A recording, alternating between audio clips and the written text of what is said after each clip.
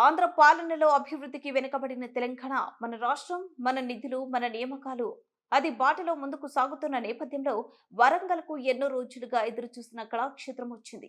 ప్రజాకవి కాళోజీ నారాయణరావు కళాక్షేత్రం అది ప్రజల కళ.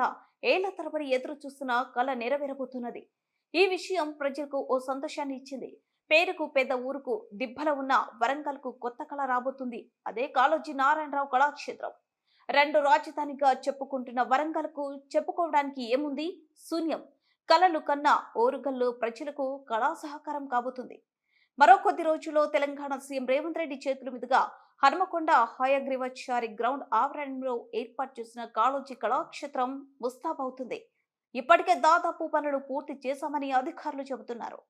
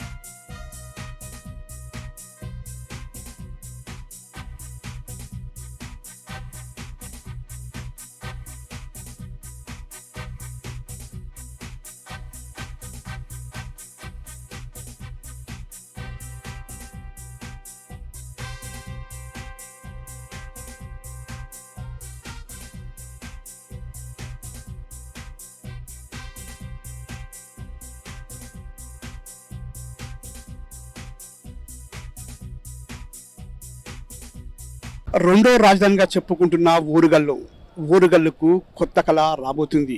అదే కాళోజీ నారాయణ కళాక్షేత్రం. ఎన్నో రోజుల నుంచి ఎదురు చూస్తున్న ఓరుగల్లు ప్రజల కళ సాకారమైంది. కొద్ది రోజుల్లో తెలంగాణ సీఎం రేవంత్ రెడ్డి చేతుల మీదుగా ప్రారంభానికి ముస్తాబవుతుంది కళాక్షేత్రం. కెమెరామెన్ రాజుతో రాజ్, ఆర్కెల్ టీవీ, వరంగల్.